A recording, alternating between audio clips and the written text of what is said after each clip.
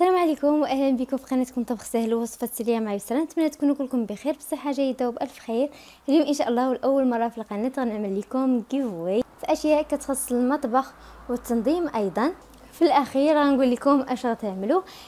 غنوريكم الاشياء اللي غتكون من نصيب يعني رابحه واحده للاسف، ولكن ان شاء الله غير قبلوا عليا. ان شاء الله مره اخرى غنعمل لكم جيف واي وغيكون فيه عده فائزات. غنبداو بهذه كتلصق في الحائط وهي خاصه بالصابون السائل، توضعوها في الحمام. ايضا تكون هذه القنينه يمكن لكم تختاروا الاحجام. انا غنخلي لكم الروابط في الاسفل يعني في صندوق ديال الوصف، ايضا في اول تعليق. يمكن لكم تختاروا احجام لانه فيها 3 احجام يعني الصغيره المتوسطه وهذه من الحجم الكبير اللي فيها لتر واحد. اذا ما كنتوش بغيتوا لتر واحد فيمكن لك يعني للرابحه ان شاء الله مني تواصل معها تختار اي نوع بغات.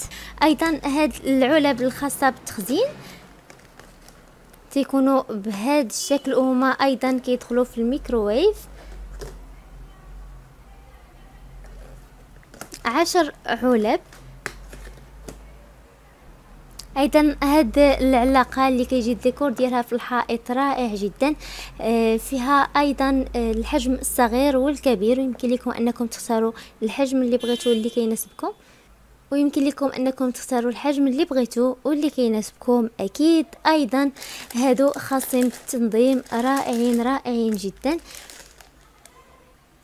فهما كياخذوا يمكن لكم تاخذوا الهواء كله اللي في الكيس، كيساعدكم على التخزين وايضا ربح مساحه.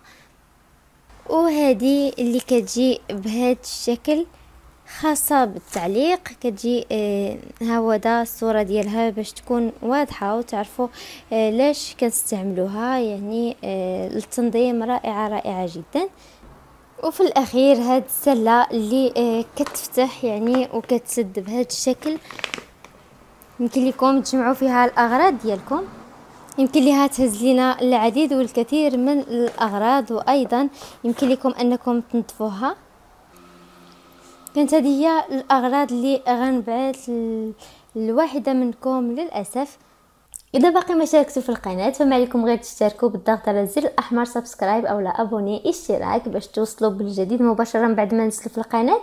ايضا ضغطوا على لايك وضغطوا على الروابط اللي نخلي لكم في صندوق الوصف اسفل الفيديو. ايضا نخليها لكم في اول تعليق هكذا باش تعرفوا على هاد الاشياء عن قرب، وايضا تشوفوا الاحجام والالوان اللي فيها وتختاروا.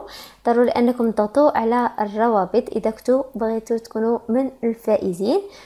وما تنسوش اخر شيء اذا كتبتوا تعليق خليوا لي البريد الالكتروني ديالكم هكذا باش نتواصل معكم. وكان هذا هو الفيديو ديال اليوم. حظ سعيد للجميع، كنتمنى لكم امسيه سعيده وحياه اسعد ان شاء الله. بسلامه.